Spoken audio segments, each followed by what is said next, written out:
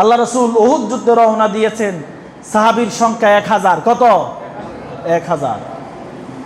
কতটুক যাওয়ার পরে মুনাফিকের সর্দার আব্দুল্লাহ ইবনে উবাই ইবনে সলুল, এই মুনাফিক কি করছে, 300 জন পিছন থেকে বাগাইলে চলে আসছে। কতজন? 300 জন। তাহলে আল্লাহ রাসূল মুহাম্মদ রাসূলুল্লাহ সাল্লাল্লাহু আলাইহি ওয়াসাল্লাম পৃথিবীর সেরা মানুষ। পৃথিবীর কি মানুষ? আল্লাহ রাসূলের মতো মানুষ কি কিয়ামত পর্যন্ত আর পৃথিবীতে আসবে? আসবে না, কিয়ামত পর্যন্ত আসবে না। শুরুতেও ছিল না, নবীরা ছিলেন সম্মানিত। কিয়ামত পর্যন্ত মুহাম্মদের মতো এত সেরা মানুষ আসবে না।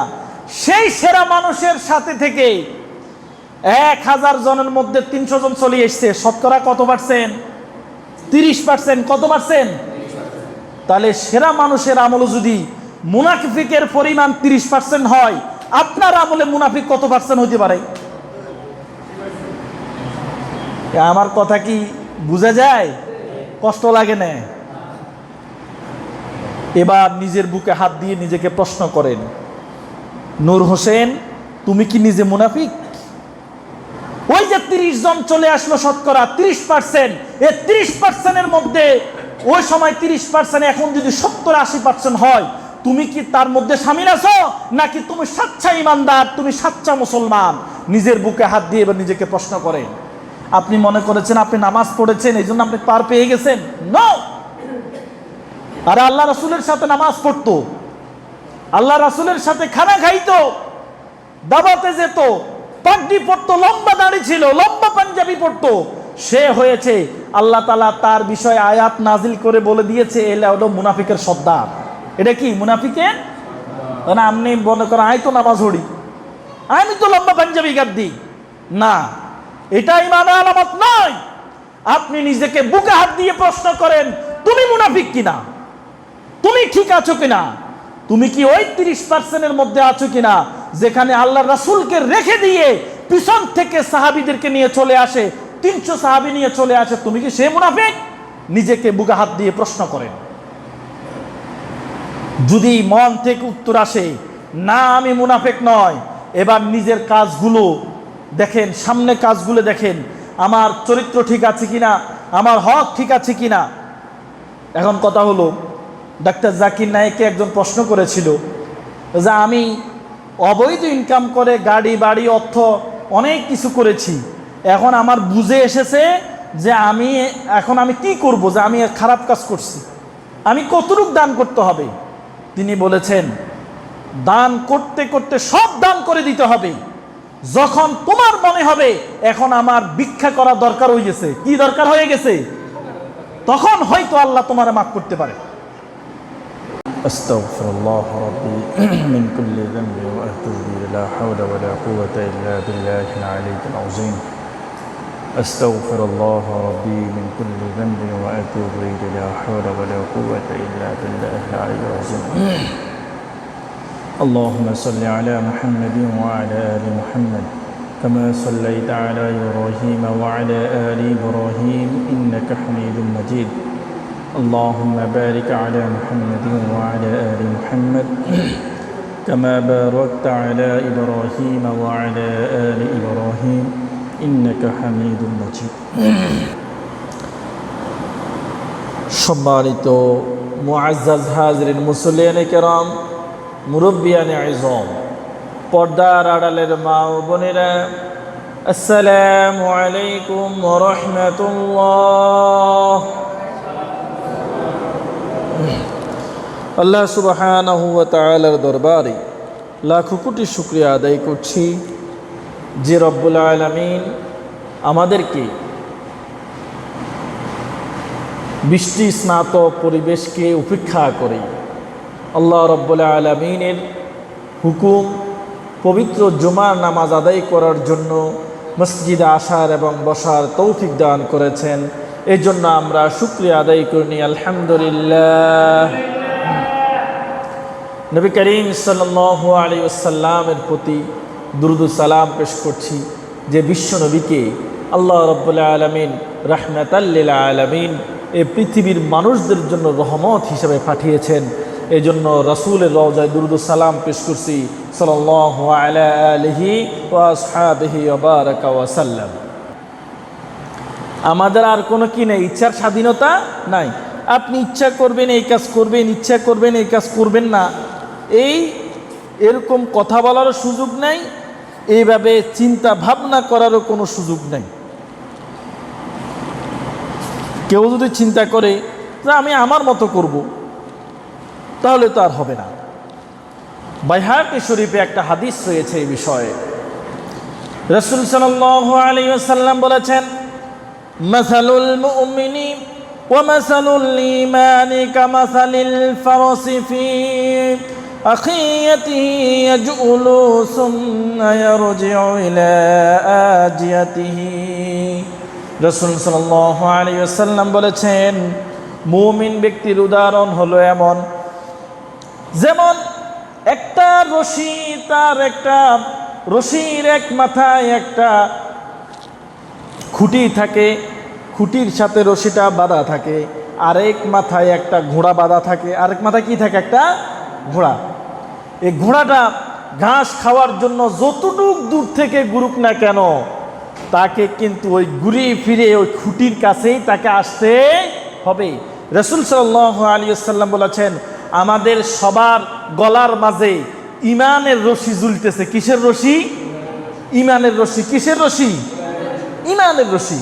সুতরাং আপনি যত কথা বলেন আর যা করেন, যদি নিজেকে ঈমানদার পরিচয় দিতে চান, তাহলে ঘুরে ফিরে আপনাকে ঈমানের কাছেই আসতে হবে।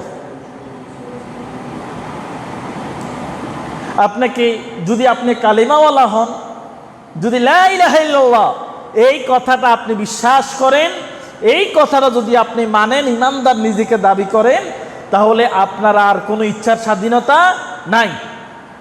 আপনি নিজে কিভাবে চলবেন, স্ত্রী, পরিবার, পরিজন, ছেলে সন্তানকে কিভাবে চালাইবেন, সব কিছু কি ইসলামে আছে না নাই? আছে। ভাতগুলো কিভাবে খাবেন, প্লেটের কোন পাশ থেকে ভাত খাবেন, সেটাও ইসলামে আছে। ভাত খাওয়ার সুন্নত হলো ডান পাশ থেকে, নিজের শরীরের পাশ থেকে ডান পাশের যে অংশটা প্লেটের, সেই অংশটা থেকে আপনাকে খাইতে হবে। রাসূল সাল্লাল্লাহু আলাইহি ওয়াসাল্লাম বলেছেন, মুমিন যখন বিসমিল্লাহ বলে খাওয়ার শুরু করে দেয়, আল্লাহ রাব্বুল আলামিন প্লেটের মাঝখান দিয়ে তার জন্য রহমত বর্ষণ করতে থাকে। সুবহানাল্লাহ বলবেন না? প্লেটের মাঝখানে বরকত আল্লাহ ঢেলে দেন। কিন্তু প্লেটে আমাদের অনেকে খাইতে বসে আগে কোন জায়গার ভাত খায়? মাঝখানে। তাহলে বরকতটা নষ্ট হয়ে গেল। তাহলে সব কিছু আছে। আপনি পায়খানা প্রস্রাব কিভাবে করবেন, স্ত্রীর সাথে কিভাবে সময় কাটাবেন, এখান থেকে শুরু করে আপনার অর্থনীতি কীভাবে পরিচালনা করবেন, আপনি সমাজনীতি কীভাবে পরিচালনা করবেন, আপনি রাজনীতি কিভাবে পরিচালনা করবেন, সব কিছু ইসলাম বলে দিয়েছে। এখন আমি যদি এই কথাগুলো আরও ভেঙে বলি, তখন আপনাদের মধ্যে কে কেউ বলবে, না নামাজ খালি হুজুররা হড়ে, আমরা হটলে আর জান্নাতে যাইতাম না। কিছু লোক আবার আঙ্গরে বাঁশ দেনার লাই কথা যেন কইব। কিন্তু আমাদেরকে বলতেই হবে, আপনার মাথায় ঢুকুক আর না ঢুকুক। সম্মানিত উপস্থিতি, এবার আসেন আমরা কালিমার দ্বিতীয় অংশ নিয়ে আজকে কথা বলবো।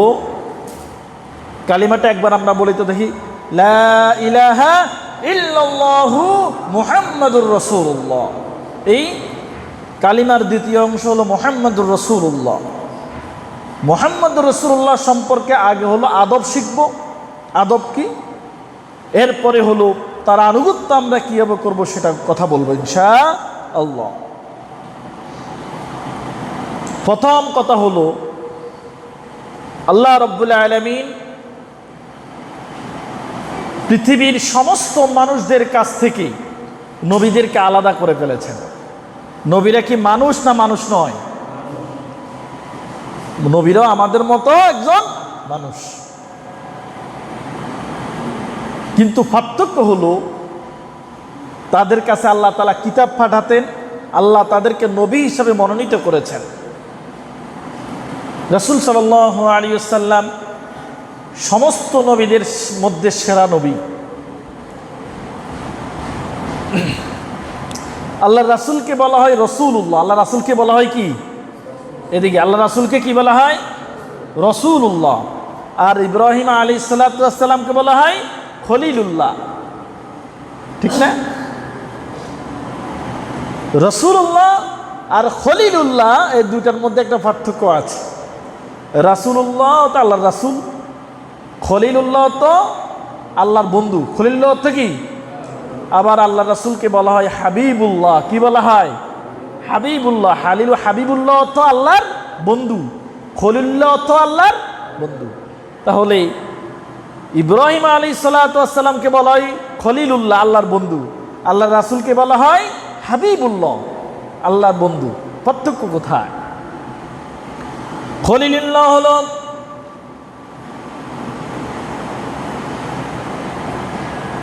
ইব্রাহিম আলাইহিস সালাতু ওয়াস সালাম যখন তার কিছু প্রয়োজন হতো তখন তিনি আল্লাহর কাছে চাইতেন, তিনি হলেন খলিলুল্লাহ। আর হাবিবুল্লাহ হলো আমাদের নবী। আল্লাহ রাব্বুল আলামিন তার নবীর মনে বাসনা কি সেটা জেনে আল্লাহর নবী সাওয়ার আগেই তাকে দিয়ে দিতেন। সুবহানাল্লাহ। আল্লাহর রাসূল সাওয়ার আগে আল্লাহ কি দিয়ে দিতেন। আল্লাহ রাব্বুল আলামিন হযরত মূসা আলাইহিস সালাতু ওয়াস সালামের কথা সূরা তাহার মধ্যে বলেছেন। মূসা আলাইহিস সালাতু ওয়াস সালাম আল্লাহর কাছে দোয়া করেছিলেন, রব্বিশ রাহলি সাদরি ওয়া ইয়াসসির লি আমরি ওয়াহলুল উকদাতাম মিন লিসানি ইয়াফকাহু কওলি। রব্বিশ রাহলি সাদরি, হে আল্লাহ আমার কলজাটাকে, আমার সিনাকে, আমার বক্ষটাকে উন্মুক্ত করে দাও, অর্থাৎ যাতে যা শুনি তা যাতে করে বলতে পারি, ধারণ করতে পারি, মুখস্থ করতে পারি, তোমাকে চিনতে পারি। আমার কলজাটাকে পরিষ্কার করে দাও। সুবহানাল্লাহ। দোয়া করছেন কি? মূসা আলাইহিস সালাতু ওয়াস সালাম। কে দোয়া করছে? কার কাছে? আল্লাহর কাছে। আর আল্লাহ রাসূলের দোয়া করেন নাই। অথচ আল্লাহ তাআলা আল্লাহ রাসূলকে, আমাদের নবীকে বলছেন, আলাম নাশরাহ লাকা সাদরাক, হে নবী আপনি তো আমার কাছে দোয়া করেন নাই আপনার সিনাটা খুলে দেওয়ার জন্য, আপনার মনটা খুলে দেওয়ার জন্য আপনি আমার কাছে দোয়া করেন নাই, এরপরও কি আমি আপনার সিনাটা খুলে দেই নাই? সুবহানাল্লাহ। অর্থাৎ অন্য নবীরা দোয়া করতে হয়েছে, কিন্তু আল্লাহ রাসূল শুধু মনে বাসনা করেছেন, দোয়া করার আগে আল্লাহ সুবহানাহু ওয়া তাআলা দিয়ে দিয়েছেন। তাহলে রাসূল সাল্লাল্লাহু আলাইহি ওয়াসাল্লাম বলেছেন, যদি কোনো ব্যক্তি আমার জন্য দুরূদ পড়ে তাহলে প্রত্যেক দুরূদের জন্য তার জন্য 10 নেকি। কত নেকি? রাসূল সাল্লাল্লাহু আলাইহি ওয়াসাল্লামের উপর দুরূদ পাঠ করলে 10 নেকি, এবং এই দুরূদটা সরাসরি রাসূল সাল্লাল্লাহু আলাইহি ওয়াসাল্লামকে ফেরেশতারা পৌঁছাই দেন, আপনার ওই জায়গার এই উম্মত আপনার জন্য দুরূদ প্রেরণ করেছেন। সুবহানাল্লাহ।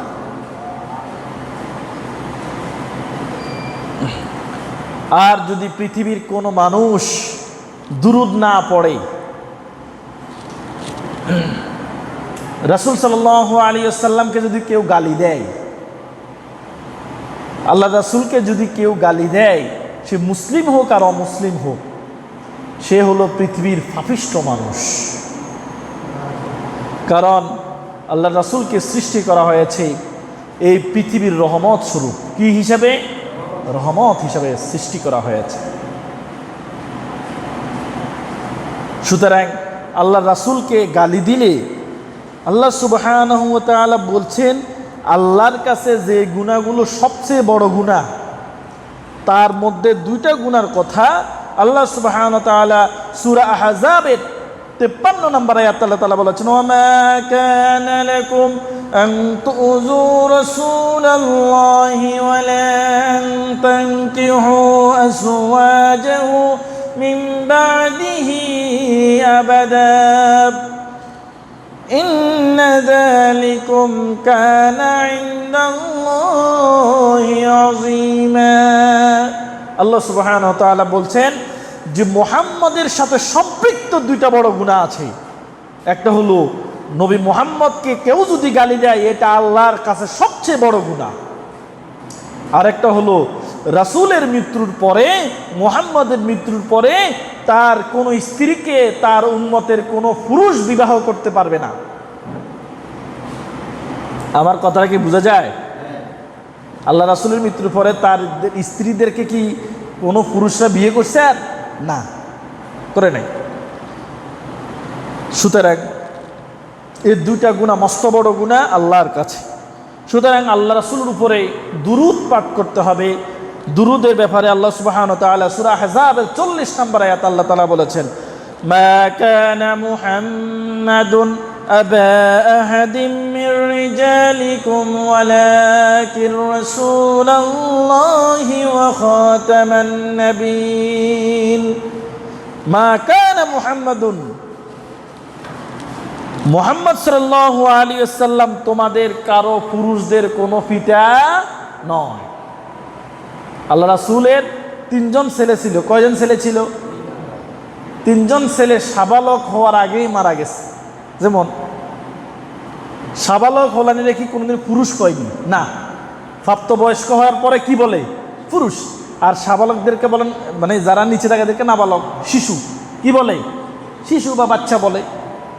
রাসূলের 3 জন ছেলে সন্তান ছিল, তারা অল্প বয়সেই তারা মারা গেল। সুতরাং তিনি তোমাদের কারো কোনো পুরুষের পিতা নন, বরং তিনি হলেন আল্লাহ সুবহানাহু ওয়া তাআলার রাসূল এবং শেষ নবী। তিনি খাতামুন নাবিয়্যিন, তিনি হলেন শেষ নবী। সুতরাং সেই হিসাবে তার উপরে তোমাদেরকে দুরূদ পাঠ করতে হবে। ইন্নাল্লাহা ওয়া মালাইকাতাহু ইউসাল্লুনা আলান নবী। ইন্নাল্লাহা, আল্লাহ সুবহানাহু ওয়া তাআলা বলছেন, নিশ্চয় আল্লাহ তাআলা এবং তার ফেরেশতাগণ রাসূল সাল্লাল্লাহু আলাইহি সাল্লাম মুহাম্মদের উপরে দুরূদ পাঠ করে। সুবহানাল্লাহ। আল্লাহ রাসূলের উপরে কে দুরূদ পাঠ করে? আল্লাহ নিজেই দুরূদ পাঠান, তার ফেরেশতারা দুরূদ পাঠ করে, কিন্তু আপনি দুরূদ পাঠ করার সময় পান না। এজন্য কেউ যদি রাসূল সাল্লাল্লাহু আলাইহি ওয়াসাল্লামের নাম শোনার পরেই সাল্লাল্লাহু আলাইহি ওয়াসাল্লাম না পড়ে, তাহলে রাসূল জিবরাইল আমিন আলাইহিস সালাতু ওয়াস সালাম বলেছেন সে ধ্বংস হয়ে যাক, আল্লাহ রাসূল বলেছেন আমিন, সে ধ্বংস হয়ে যাক। তাহলে আল্লাহ রাসূলের নাম শোনার পরে কি পড়তে হবে? সাল্লাল্লাহু আলাইহি ওয়াসাল্লাম। আবার বলেন তো, আল্লাহ রাসূলের নাম শোনার পরে কি বলতে হবে? সাল্লাল্লাহু আলাইহি ওয়াসাল্লাম। এই দুরূদ পড়তে হবে। ইয়া আইয়ুহাল্লাযীনা আমানু, হে ঈমানদারেরা, সাল্লু আলাইহি ওয়া সাল্লিমু তাসলিমা। সুতরাং তোমরা আল্লাহ রাসূলের উপর কি পাঠাও? দুরূদ পাঠাও। নির্দেশ কে দিয়েছেন? আল্লাহ নিজেই নির্দেশ দিয়েছেন।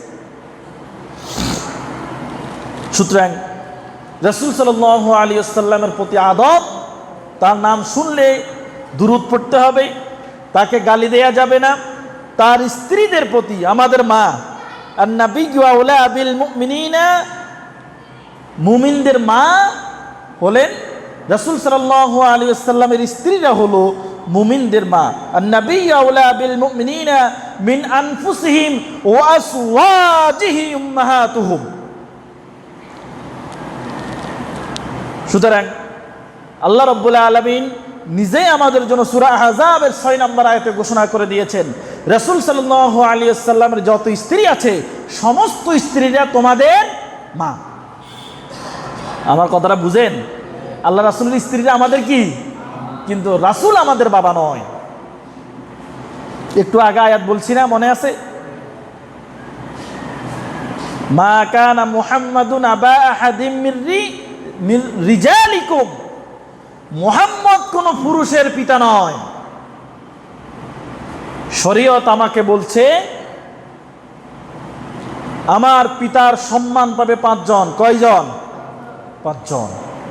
হযরত আদম আলাইহিস সালাতু ওয়াস সালাম হলেন আদি পিতা, ইব্রাহিম আলাইহিস সালাতু ওয়াস সালাম হলেন জাতির পিতা। কথাটা বুঝতে পারছেন? কে বলেছেন? মিল্লাতা আবিকুম ইব্রাহিম হুয়া সাম্মাকুমুল মুসলিমিন। ইব্রাহিমকে তোমাদের জাতির পিতা ঘোষণা দেওয়া হয়েছে, আর তোমাদের জাতির পিতাই তোমাদের নাম রেখেছে, তোমাদের নাম মুসলমান। আমাদের নাম যে মুসলমান, এটা কে রেখেছে? ইব্রাহিম আলাইহিস সালাম। কে রেখেছেন? ইব্রাহিম আলাইহিস সালাম। নিজের বাবা তো নিজের বাবা, এটা তো বুঝেন নাকি? আর হলো শ্বশুর, আর 5 নাম্বার হলো নিজের ওস্তাদ। এই 5 জন আপনার কাছ থেকে সম্মান পাবেন, কিন্তু রাসূলের নাম এখানে বলা হয় না, অথচ তার স্ত্রীরা আমাদের মা, উম্মাতুল মুমিনিন, আমাদের মা। এবার আসেন, রাসূল সাল্লাল্লাহু আলাইহি ওয়াসাল্লামকে আমরা কিভাবে অনুসরণ করব? মূল ইম্পর্টেন্ট বিষয় হলো এই জায়গায় আমরা কিভাবে অনুসরণ করি জানেন? যখন মুয়াজ্জিন আযান দেয়, বলে আশহাদু আন্না মুহাম্মাদার রাসূলুল্লাহ, তখন আপনারা কি করেন? আমাদের অনেককে আমরা দেখি সাল্লাল্লাহু আলাইহি ওয়াসাল্লাম পড়ে হাতে ফু দিয়ে চোখে মুছে, এরকম দেখছেন আপনারা? তো একজনকে জিজ্ঞেস করলাম ঘটনাটা কি, আপনি এভাবে করেন কেন? তো এটার অর্থ হলো আমি রাসূলকে চোখের মনির মতো ভালোবাসি। কিসের মতো ভালোবাসেন? চোখের মনির মতো ভালোবাসি। সেই কথাটা বলে তার ইমানের মধ্যে সমস্যাটা সৃষ্টি করলো। আচ্ছা বলেন তো, এই জামানায় এসে আমরা আল্লাহ রাসূলকে বেশি ভালোবাসতে পারি নাকি সাহাবীরা বেশি ভালোবেসেছেন? এদিকে সবাই, এদিকে। আমরা আল্লাহ রাসূলের বেশি ভালোবাসি নাকি আপনি বসেন বসেন, আমরা বেশি ভালোবাসি নাকি সাহাবীরা বেশি ভালোবেসেছেন? তো কোন সাহাবী কেউ দলিল দেখাইতে পারবে না যখন আযানের সময় বলছে আশহাদু আন্না মুহাম্মাদুর রাসূলুল্লাহ, সাহাবীরা ফু দিয়ে এভাবে চোখ মুছছে, কেউ বলতে পারবে না। আপনি কোথায় থেকে বানালেন এই জাতীয় বিদআত? অথচ যেই জায়গায় রাসূলকে মানা দরকার, আপনি খান সিগারেট, আপনি খান জর্দা, আপনি খান সুদ, আপনি খান ঘুষ, আর আপনি এসে আজান দিলে প্রতারণা করার, ফাজলামি করার জায়গা পান না, আপনি ফু দিয়ে চোখের মধ্যে মুছেন।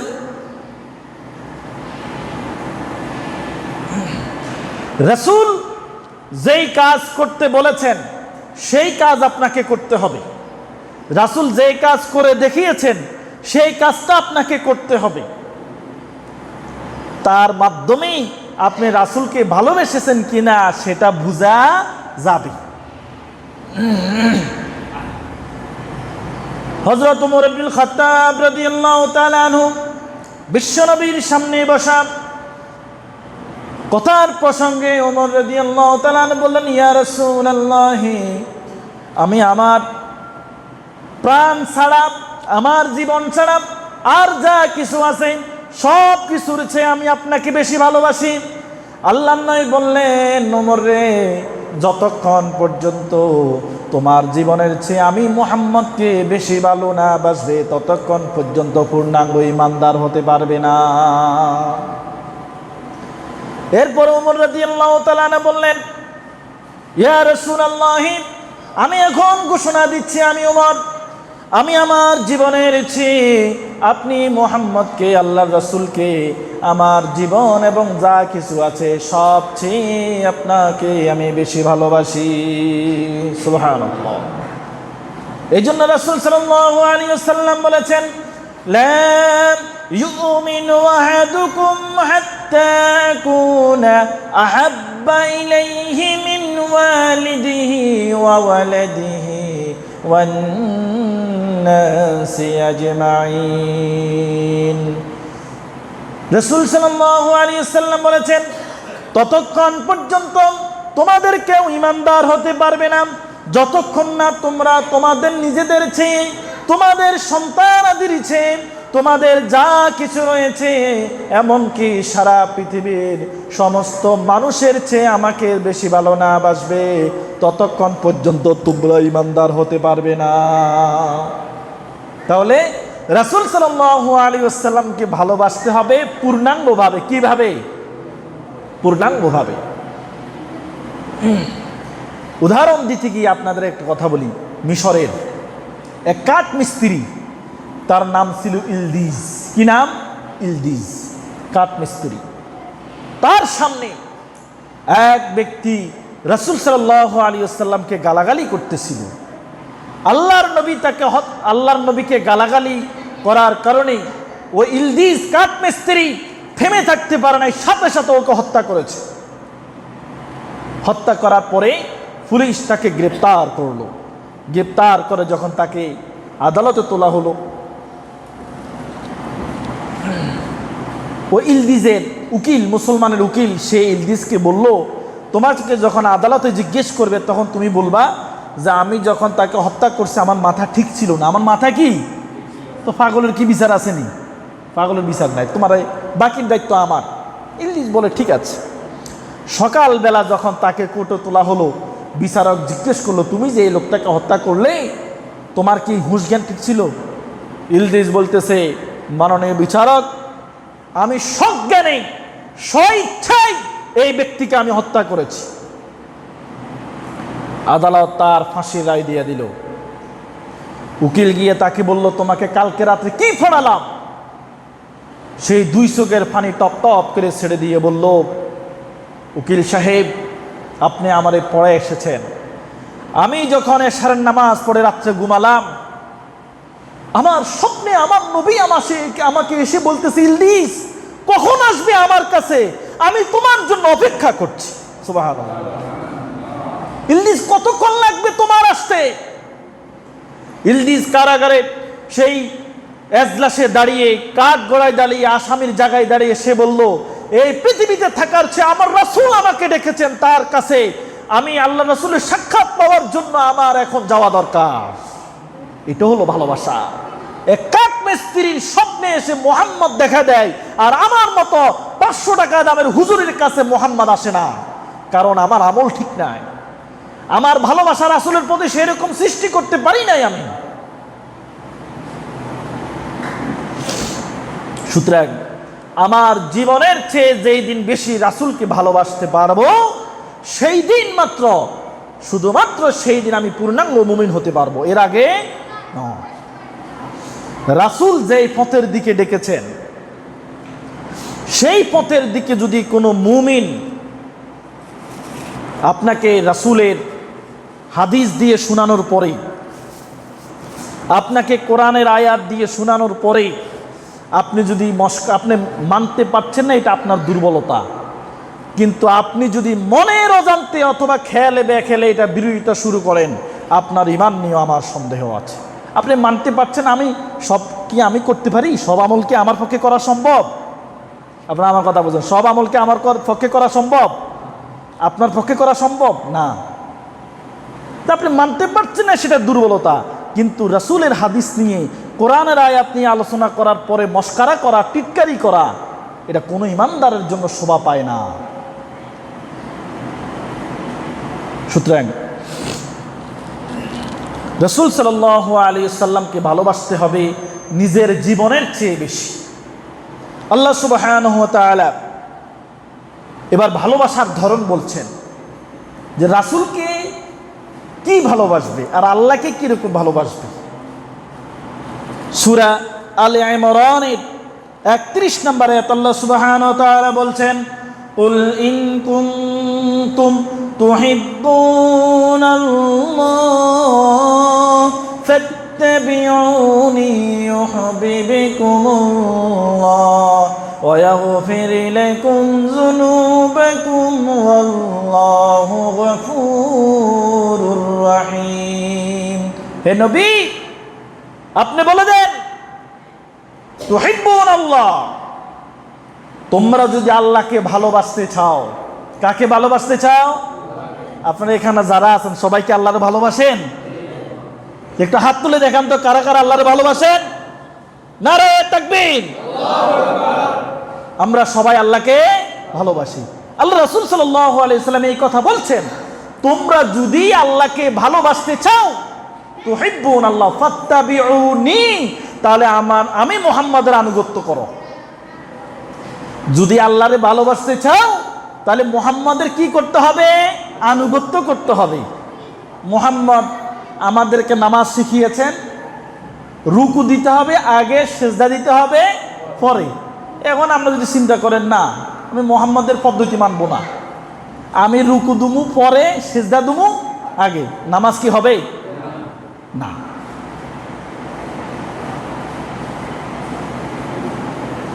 সূর্য উঠা আগেই সেহরি খেতে হবে, সূর্য ডুবলে ইফতারি করতে হবে, তাহলে রোজা হবে। কিন্তু আপনি চিন্তা করলেন না সূর্য তো আকাশে মেঘ, মনে হয় ডুবে গেছে, আপনি খেয়ে ফেলছেন, ইফতার খেয়ে ফেলছেন। এরপরে একটু পরে দেখলেন মেঘ সরে গেল, আবার সূর্য দেখা যাচ্ছে। এর আপনি চিন্তা করলেন না সূর্য তো দেখিন, অসুবিধা কি, আর রোজা হয়ে গেছে। আসলে কি আপনার রোজা হয়েছে? হয় নাই। কারণ আমাদেরকে রাসূল সাল্লাল্লাহু আলাইহি ওয়াসাল্লাম শিখিয়েছেন সূর্য উঠলে আর ডুবলে রোজার সীমা। রাসূল যেভাবে আমাদেরকে যে পদ্ধতি শিখিয়েছেন সেই পদ্ধতি, পুরা জীবনটাকে যদি সেই পদ্ধতি চালান, এটার নাম হলো আনুগত্য। এটার নাম কি? আপনি যখন কবরে যাবেন সেখানে আপনাকে, যদি আপনি ইমানদার হন, আপনাকে 4টা প্রশ্ন করা হবে। কয়টা প্রশ্ন? এতদিন কয়টা শুনছেন? 3টা শুনছেন না? আপনি যদি ইমানদার হন তাহলে আপনার জন্য 4টা প্রশ্ন, আর যদি আপনি বেঈমানদার হন আপনার জন্য 3টা প্রশ্ন। 3টা শুনছেন, এটা ঠিক আছে, কিন্তু 4টাটা, যেহেতু ইমানদার আপনি, মুসলমান, আপনি 4টাটা জানা দরকার ছিল। আপনি বলবেন তাহলে আগে ভাগে মুখস্থ করি লই, আমল কিছু করা দরকার নাই, মুখস্থ করে নিবেন, কবরে গেলে টপ টপ টপ টপ বলে দিবেন, এরকম সুযোগ আছে না। আমলের উপরে নির্ভর করবে আপনার প্রশ্নের উত্তর আপনি দিতে পারেন কিনা। 2 জন ফেরেশতা আসবে, আপনাকে বসানো হবে, বসিয়ে আপনার থেকে প্রশ্নগুলোর উত্তর চাওয়া হবে। প্রথম আপনাকে বলবে মার রব্বুকা, তোমার রব কে? আপনাকে যখন প্রশ্ন করা হবে তোমার রব কে, তখন আমরা কি বলবো? আমার রব আল্লাহ। কিন্তু আপনার সামনে আল্লাহ বিরোধী যত আইন আছে সব বাস্তবায়ন করতেছে, সব বাস্তবায়ন হচ্ছে। আর কবরে গেলে ফেরেশতা প্রশ্ন করলে আপনার মুখ দিয়ে আল্লাহ শব্দ বের হবে, এটাকে বিশ্বাস করেন আপনি? জীবনেও না, বের হবে না। এরপরে আপনাকে প্রশ্ন করা হবে ওমা দীনুকা, তোমার দিন কি ছিল? তুমি যে দেশে বাস করতে সে দেশে কি আল্লাহর আইন প্রতিষ্ঠা ছিল? এর দিনটা কি আল্লাহর দেয়া দিনটা প্রতিষ্ঠা ছিল, নাকি তুমি স্লোগান দিয়েছো? তোমার স্লোগান এটা বের হয় নাই। আমার নবীর চরিত্র ফুলের মতো পবিত্র, এটা বের হয় নাই।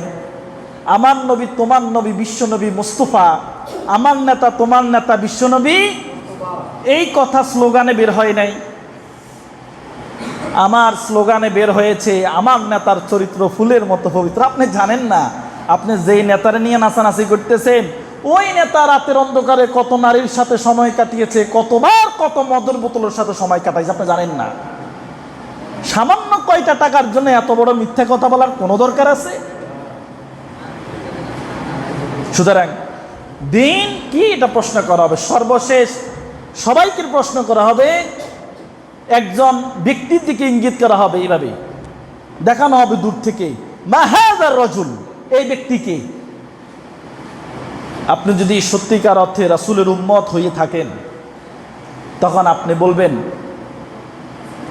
হাযা নবিয়ুনা মুহাম্মাদুর রাসূলুল্লাহ সাল্লাল্লাহু আলাইহি ওয়াসাল্লাম, তিনি তো আমাদের নবী মুহাম্মদুর রাসূলুল্লাহ সাল্লাল্লাহু আলাইহি ওয়াসাল্লাম। আর যদি আপনি রাসূলের উম্মত হিসাবে যাইতে না পারেন তখন আপনাকে এই কথা বলার সাথে সাথে আপনি বলবেন লা আদরি, আমি তো এই লোকের জীবনে দেখি না, এটা চিনিও না, আমি তারে চিনি না। যদি আপনি উত্তর দিতে পারেন, 4th নাম্বার আপনাকে প্রশ্ন করা হবে যে আচ্ছা তুমি যে এই 3টা প্রশ্নের উত্তর দিচ্ছ এটা পাইছো কোথায়? আপনাকে 4 নাম্বার প্রশ্ন কি করা হবে? এই যে 3টা প্রশ্নের উত্তর দিলে উত্তরগুলো পাইছো কোথায়? তখন আপনি বলবেন, অটো আল্লাহ তাআলা মুখ দিয়ে বের করে দিবে যে আমাকে পৃথিবীতে আমাদের নবী শিখিয়েছেন, আল্লাহ তাআলা আমাদেরকে এটা জানিয়ে দিয়েছেন নবীদের মাধ্যমে যে কবরে আসলে আমাদেরকে 3টা প্রশ্ন করা হবে, 4 নাম্বার উত্তরে এই কথা বলা হবে। কিন্তু আপনি কত আমি যখন এখানে দাঁড়ায় নামাজ পড়ি, তখন নামাজের প্রথম তাকবীর কি দেন বলেন তো দেখি? আল্লাহু আকবার বলেন না? এটার অর্থ কি? আল্লাহ সবচেয়ে।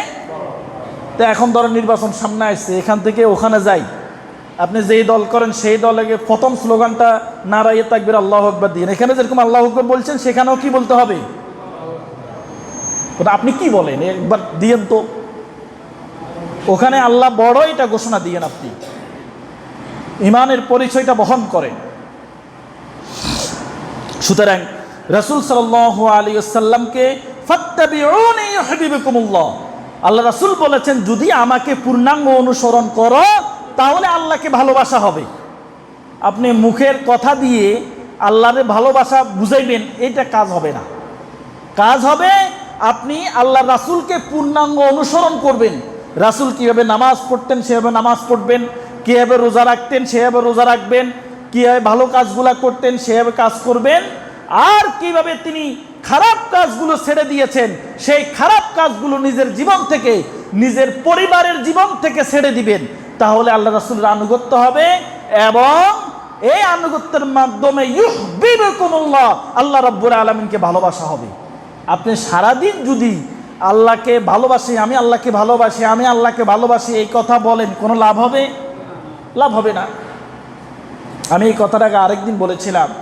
এক ব্যক্তি এসে বলল, ইয়া রাসূলুল্লাহ, আমি খারাপ কাজ করি, এখন কি করব? মিথ্যা কথা বলি, চুরি করি, কি করব? ছাড়তে পারি না। আল্লাহ রাসূল বললেন, প্রত্যেক দিন 100 বার করে মৃত্যুকে স্মরণ করো। কয়বার করে? 100 বার করে মৃত্যুকে স্মরণ করো। তো এই স্মরণ করে 1 সপ্তাহ পরে কি বলল, ইয়া রাসূলুল্লাহ, কই ভালো তো হইলাম না, 100 বার করে তো মৃত্যুকে স্মরণ করলাম, ভালো তো হইলাম না। আল্লাহ রাসূল বললেন, আবার যাও, আবার 100 বার করে স্মরণ করো। তো 100 বার করে আবার স্মরণ করে কিছুদিন পরে আসলে, ইয়া রাসূলুল্লাহ, ভালো হলাম না। আল্লাহ রাসূল বললেন, আচ্ছা স্মরণটা কিভাবে করো? ইয়া রাসূলুল্লাহ, আমি বসে বসে মৃত্যু মৃত্যু মাউতুন মাউতুন মাউতুন এভাবে জপি। কেন এটা জপা হয়? এটা কি হয়? আপনার মনে তাসবিহ জপে, আপনারা কি বলেন? না, জপা হয়, এটা স্মরণ করা হয় না। স্মরণ করা হলো আপনি এখন চোখ বন্ধ করেন, আপনি আপনার বোনের জায়গাটা আত্মসাৎ করে খেয়েছেন না, এবার আপনি চোখটা বন্ধ করেন। চোখটা বন্ধ করে চিন্তা করেন, আমি যদি এখন মারা যাই, আমার লাশটাকে এভাবে রেখেই সবাই কান্নাকাটি করবে, একটু পরে আমার খাটিয়াতে করে নিয়ে আমাকে জানাজা পড়ায় 2-4 জন কান্নাকাটি করে আমাকে কবর দিয়ে আসবে। 1 সপ্তাহ পরে, 2 সপ্তাহ পরে আমার খোঁজ খবর আর কেউ রাখবে না। আমার কবরের পাশে দাঁড়ায় একটু সূরা ফাতিহাটা পড়ার জন্য আমার একটা সন্তান সেখানে যাবে না, তারা ব্যস্ত, তারা ঢাকা শহর থাকে, এখানে আসার তাদের সুযোগ নাই। আমার ওয়াইফটা যখন দেখবে তার যৌবন রয়ে গেছে, মাত্র কিছুদিন আগে বিয়ে হয়েছে, আমার স্ত্রীটা তখন আরেকটা জায়গায় বিয়ে বসার জন্য চেষ্টা শুরু করবে, আমার মেয়েটা ছেলেটা ক্যারিয়ার গঠন করার জন্য চেষ্টা করবে, আমি যে তা ওই বাড়ির কোনায় বাঁশ গাছতলে, জাট গাছতলে আমি শুয়ে আছি, আমার খবর নেয়ার জন্য এখানে কেউ আসবে না। ওই মনে রাখবে আগামী বছর এই দিনে আমার বাবা মারা গেছে, দিবস পালন করার জন্য আসবে। আর যদি রাজনৈতিক নেতা হয়, বাজারে যত ফুল আছে সবগুলো তার কবরের উপরে আসে। আচ্ছা, কবরের ফুল দিয়ে কোনো লাভ আছে? আপনারা দেন ফুল আর হিন্দুরা দেয় মোমবাতি। আমি আজকে একটা জায়গায় একটা কোরআনের একটা ক্লাস নিতে গিয়ে এক শিক্ষিত এক দল লোকের সামনে, সেখানে আমি বলেছিলাম সূরা আলাকের 5 নম্বর আয়াত, 1 থেকে 5টা আয়াতের উপরে 3 ঘন্টার ক্লাস নিয়েছি। সেখানে আমি বলেছিলাম হিন্দুরা গরুকে কি ডাকে? হ্যাঁ, আর যারা মাজারে শুয়ে আছে আপনি এতে করে কি ডাকেন? বুঝেন না মনে হয়। আপনারা বলেন না বাবা শাহজালাল, বাবা শাহপরান, যারা কবরে শুয়ে আছে তারা আল্লাহর খাঁটি বান্দা, তাতে কোনো সন্দেহ নাই, তারা আল্লাহর মুখলেস বান্দা। ওই 360 জন আউলিয়া যদি আরব দেশ থেকে ইসলাম নিয়ে আমাদের দেশে না আসতো, তাহলে হয়তো আমরা এখানে নামাজে আসতে পারতাম না, হয়তো আমরা আজকে হিন্দুই থেকে যেতাম। এরকম হইতো না? হয়তো এই 360 জন আউলিয়া তা আরব দেশ থেকে এই ভারতীয় উপমহাদেশে এসে ইসলাম প্রচার করেছে, আমাদের পূর্বপুরুষরা ইসলাম গ্রহণ করেছে, আমরা আজকে মুসলমান হয়েছি। কিন্তু তাই বলে তাদের কবরকে আমরা মাজার বানাবো? আরে কবরকে যদি মাজার বানানো জায়েজ থাকতো, কবরের জন্য যদি টাকা কালেকশন করা জায়েজ থাকতো, মুসলমানেরা তার কলিজা কেটে বিশ্বনবীর রওজায় দিয়ে চলে আসতো। ঠিক কি না এই কথা? কই রাসূলের রওজার জন্য তো টাকা কালেকশন করা হয় না? আর আমরা তো কলিজাটার দিয়ে আসতাম রাসূলের রওজার জন্য, কবরের জন্য টাকা কালেকশন হইলি। রাসূল সাল্লাল্লাহু আলাইহি ওয়াসাল্লাম, আপনারা কেউ যদি হজ উমরা করতে যান, জান্নাতুল বাকিতে আপনারা গিয়েছেন কিনা আমি জানি না, কবরের চিহ্নও নাই, হাজার হাজার কবর, কত সাহাবীর কবর এখানে আছে, কোনো কি নাই চিহ্ন, শুধু মাথার মধ্যে একটা পাথর বসানো আছে, এই সাহাবীর কবর, শেষ। আর আপনি কবরে কত টাইস করেন, কত কিছু করেন, আরে তার জন্য কবর টাইস করিতে কোনো লাভ নাই, তার জন্য কিছু সাদাকা করে দেন, সেটাই তার জন্য লাভ। কবরে টাইস করে কি কোনো লাভ আছে? কবরে ফুল দিয়ে কোনো লাভ আছে? কোনো লাভ নাই। হিন্দুরা দেন মোমবাতি, আপনি দেন ফুল, পার্থক্য এটাই। ফুল দিবেন জীবিত মানুষের জন্য। একজন অসুস্থ, তাকে হাসপাতাল দেখতে যান, তার বাড়িতে দেখতে যান, তার জন্য দুইটা জিনিস নিয়ে যাবেন। সে ডায়রিয়া আক্রান্ত, আর আপনি তারা সানালা ফুল ফল নিয়ে যান, এ কথাটা হইল? তা আমনের পর আবার আপনারা কাড়ি খাওয়াই দিছে, আপনি চলে যান এবার, আর হেতের বাড়ি ঘরের লোকজনে খাইছে, তো লাভটা কি হইল? সে তো কিছু খাইতে পারে না, তাকে স্যালাইন ফিট করে রাখছে, বয়স্ক মানুষ, আপনি দুনিয়ার যত ফল আছে তার জন্য সব নিয়ে গেছেন, কোনো লাভ হয়েছে? আমার কি কথা আপনারা মনে কষ্ট নেন নাকি? কোনো লাভ হয়েছে না। আপনি তার জন্য একটা ফুল নিয়ে যান, আর কিছু প্যাকেটে করে কিছু টাকা নিয়ে যান। যে অসুস্থ হয় হঠাৎ করে, অনেক পয়সাওয়ালা মানুষ হঠাৎ অসুস্থ হয়ে গেছে, পকেটে কিন্তু টাকা নাই, এরকম হয় না অনেক সময়? ব্যবস্থা নাই, দ্রুত হাসপাতাল নিতে হবে, কারো কাছ থেকে খুশ করিও টাকা পায় না, আপনি তাকে দেখতে যাবেন, খামে করে কিছু টাকা নিয়ে যান, আর একটা ফুল নিয়ে যান, তাকে একটা ফুল দেন, এটাও সুন্নত। ফুল দেয়া, জীবিত মানুষকে ফুল দেয়া সুন্নত, আর আপনি ফুল দেন কারে? জীবনে একজন আত্মলন চাইছে, আজ জীবিত মানুষের ফুল দিছি, দেন দেন বেকিমলি যে কবরে। সুতরাং রাসূল সাল্লাল্লাহু আলাইহি ওয়াসাল্লামের এই সুন্নাহগুলো আমরা বাস্তবায়ন করতে হবে। রাসূল সাল্লাল্লাহু আলাইহি ওয়াসাল্লাম জীবনে একটা ভালো কাজ করেন নাই, সব ভালো কাজ করছে, কিন্তু একটা ভালো কাজ আল্লাহ রাসূল জীবনে করেন নাই। সেই কাজটা হলো, আল্লাহ রাসূল কখনো আযান দেন নাই, কখনো কি দেন নাই? আযান দেন নাই। আযান কি ভালো কাজ না খারাপ কাজ? কিন্তু আল্লাহ রাসূল দেন নাই। কারণ কি? এর না বললে তো কেউ না, হুজুর তো নতুন হাদিস বার করছে। কারণ হলো, রাসূল সাল্লাল্লাহু আলাইহি ওয়াসাল্লাম যেই দিকে মানুষদেরকে ডাকবে, সেই দিকে যদি কেউ না যায়, তাহলে তার ঈমান থাকবে না। কি থাকবে না? ঈমান থাকবে না। আল্লাহ রাসূল যখন আযান দিতেন, এরকম যদি হতো, আল্লাহ রাসূল আযান দেওয়ার সময় বলতেন, হাইয়া আলাস সালাত, নামাজ পড়ার জন্য মসজিদে আসো। যদি এই কথা বলতো, অসুস্থতার কারণে, পারিবারিক ব্যস্ততার কারণে আযান শোনার পরেও যদি কোনো সাহাবী, কোনো মুসলমান না আসতে পারে, তাহলে তার ঈমান থাকার কোনো সুযোগ ছিল না। এই জন্য আল্লাহ রাসূল কি দেন নাই?